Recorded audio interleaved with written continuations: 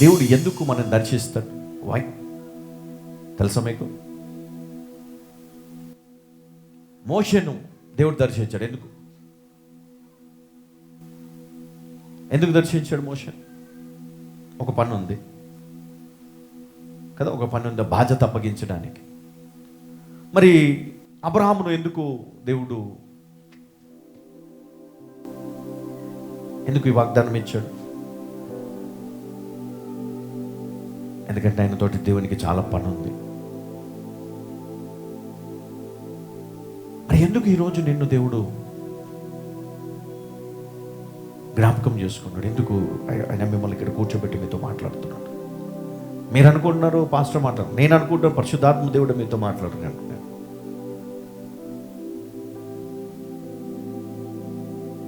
కానీ మనము ఆయన స్వరం వినడానికి మన హృదయం యాక్సెప్ట్ చేయదు. ఎందుకంటే మనకు చాలా క్వశ్చన్స్ ఉంటాయి కదా, పనికిరానివన్నీ, వీళ్ళ గురించి వాళ్ళ గురించి ఈ క్వశ్చన్స్. కానీ వాక్యానుసారమైన ఆలోచన మనకు ఉండదు. అది ఉన్నప్పుడు దేవునికి ఏం కావాలో, నీకేం కావాలో ఒక క్లారిటీ ఉంటుంది. దేవునికి ఏం కావాలి తెలుసు నీకు. అది ఇప్పుడు తెలియదు నీకు. ఎందుకో తెలుసా? నువ్వు ఎంత చెప్పినా నీకు అర్థం కాదు. చెవులు వినపడే వ్యక్తి దగ్గరికి వెళ్ళి ఏమైనా చెప్తే అర్థమవుతుంది. వినబడట్లేదు, అక్కడికి వెళ్ళి నువ్వు ఏదైనా చెప్పినా ఒక రహస్యం, సీక్రెట్, అర్థమవుతుందా? కాదు. మన పరిస్థితి అట్ట ఉంది. అంతే. కొన్నిసార్లు మనం అంతే, ఎంత చెప్పినా దేవుడు కొన్నిసార్లు కోపం వచ్చేస్తాం. ఎన్నిసార్లు దేవుడు గద్దించినా మళ్ళీ అంతే. కానీ మనం చేయాల్సింది ఒకటే, ఆయన పట్టుకోవాలి గట్టిగా.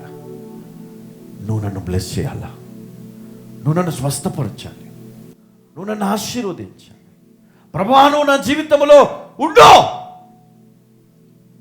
నాకు నువ్వు కావాలా, నాకు నీ ప్రేమ కావాలి, నాకు నీ మాటలు కావాలి. ప్రభువా నువ్వు నాకు తోడై ఉండు. ప్రభువా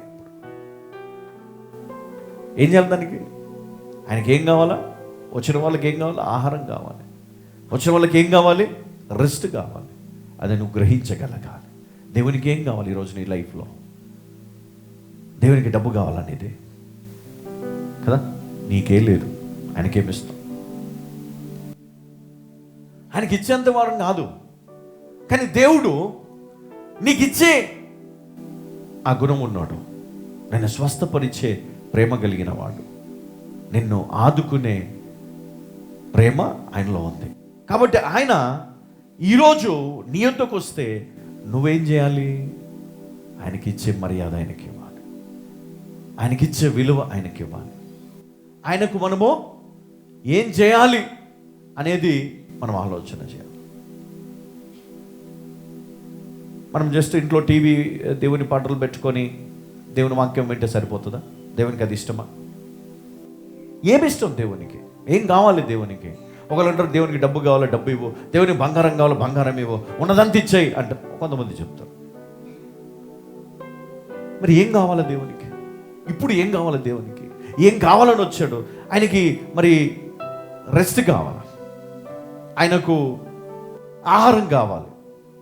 మరి దేవుడు మనిషి అయినప్పుడు ఆహారం అవసరమా? దేవుడు నిజంగా మనిషిగా వచ్చినప్పుడు, ముగ్గురు వ్యక్తులుగా వచ్చినప్పుడు మరి ఆయనకి రెస్ట్ అవసరమా?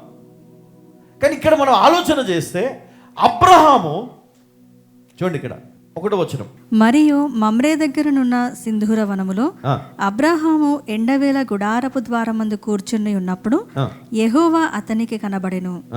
అతడు కన్నులెత్తి చూచినప్పుడు 3 మనుష్యులు ఏమన్నాడు? గుడారపు ద్వారమందు కూర్చొని ఉన్నప్పుడు యెహోవా అతనికి కనబడెను. యెహోవా అంటే దేవుడు అని అర్థం. తర్వాత అతడు కన్నులెత్తి చూచినప్పుడు 3 మనుష్యులు అతని ఎదుట నిలవబడి ఉండిరి. మొదట ఏమనుంది? యెహోవా అని ఉంది. ఇక్కడ 3 మనుష్యులు అని రాయబడి ఉంది. తర్వాత అతడు వారిని చూచి గుడారపు వాకిట నుండి వారిని ఎదుర్కొనుటకు పరిగెత్తుకొని నేల మట్టుకు వంగి, ప్రభువా నీ కటాక్షము నా మీదనున్న ఎడల ఇప్పుడు నీ దాసుని దాటిపోవద్దు. చాలమ్మా. ఇప్పుడు ఆయన ఏమని సంబోధించిన? ప్రభువా నీ కటాక్షము నా మీద ఉన్న ఎడల నీవు నన్ను దాటిపోవద్దు అంటున్నాడు. అంటే ఈయన ఏం చూశాడు అంటే యెహోవా దేవుణ్ణి ఆయన గుర్తించాడు. కొన్నిసార్లు దేవుడు ఒక వ్యక్తి ద్వారా నీతో మాట్లాడతాడు, ఒక వ్యక్తి ద్వారా నీ వద్దకు వస్తాడు, నీ లైఫ్ని చేంజ్ చేసి వెళ్ళిపోతాడు. హల్లెలూయా, హల్లెలూయా. ఈ విజిటేషన్ ఇది అబ్రహాము లైఫ్ని చేంజ్ చేసే విజిటేషన్. అబ్రహాం లైఫ్ని తిప్పే ఆ సన్నివేశం అక్కడ మనం చూస్తూ ఉన్నాం. ఈయన చేసిన పని ఇక్కడ మనం చూస్తే నిజంగా అది మనం ఎందుకు చేయలేకపోతున్నాము, మనకెందుకు రాలేదు అవకాశం అని మనము ఈరోజు ఆలోచన చేద్దాం. చూడండి ఇక్కడ 6వ వచనంలో, అబ్రహాము గుడారములోనున్న శారా యొద్దకు త్వరగా వెళ్ళి, నీవు త్వరపడి 3 మానికల మెత్తని పిండి తెచ్చి పిసికి రొట్టెలు చేయమని చెప్పెను. మరియు అబ్రహాము పశువుల మందకు పరిగెత్తి ఒక మంచి లేత దూడను తెచ్చి ఒక పనివానికి అప్పగించెను. వాడు దాన్ని త్వరగా సిద్ధపరచెను.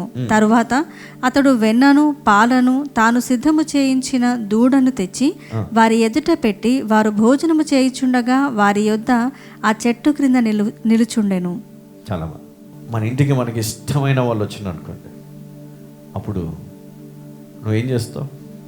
పరిగెత్తుతూ ఉంటావు. ఇంకా సాయంత్రం వాళ్ళు వెళ్ళిపోతారు కదా, ఆ బిర్యానీ ఈ బిర్యానీ అది బాగుంటుంది ఇది బాగుంటుంది, లేదు నేను వంట చేసి చికెన్ మటన్ వాళ్ళకి కావాల్సిన అన్ని స్పెషల్ ఐటమ్స్ అన్నీ పెడతాం మనం. ఎందుకు? వాళ్ళ కడుపు నిండా తిని సంతోషంగా వెళ్ళాలి అని.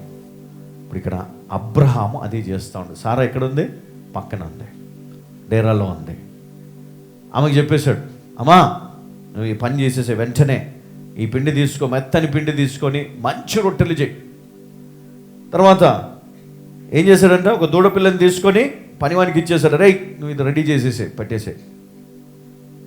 తర్వాత వారతనితో నీ భార్య అయిన శారా ఎక్కడున్నదని అడగగా అతడు అదిగో గుడారములోనున్నదని చెప్పాను. అందుకాయన మీదటికి ఈ కాలమున నీ యొద్దకు నిశ్చయముగా మరల వచ్చేదను, అప్పుడు నీ భార్య అయిన శారాకు ఒక కుమారుడు కలుగునని చెప్పాను. ఏం చేశాడు ఆయన? దేవునికి మంచి వంట అంటే ఏం చేశాడు? ప్రిపేర్ అయినాడు ఆయన. అప్పటికప్పుడు మంచి మంచి మంచి రొట్టెలు మంచి వంట తయారు చేసేసాడు. రెడీ అవుతుంది అక్కడ. అప్పుడు పిలిచి సారా ఎక్కడ ఉందని అడిగాడు. సారా లోపట నెక్స్ట్ ఇయర్ నేను మళ్ళీ ఇక్కడికి వచ్చేసరికి నీ భార్యకు కుమారుడు ఉంటాడు, పుడతాడు అని. ఈ మాట విన్న సారా నవ్వే సన్నివేశం ఇక్కడనే. ఇప్పుడు ఉన్నట్టుండి మీ దగ్గరకు వచ్చి, అమ్మా నీ లైఫ్ గొప్పగా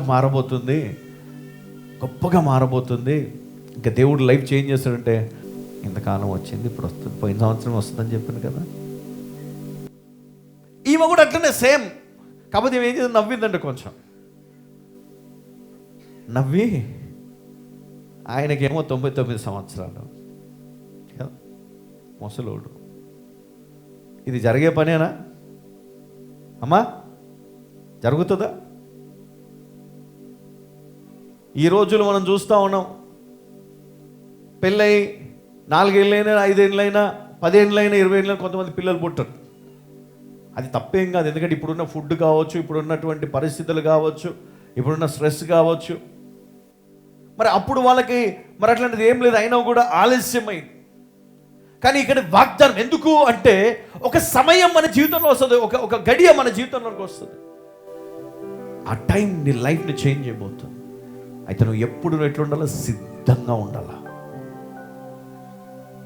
ఎట్లా ఉండాలా? ఎప్పుడు ఏడ్చుకుంటా, ఎప్పుడు విశ్వాసం లేకుండా, నిట్టూర్పులు.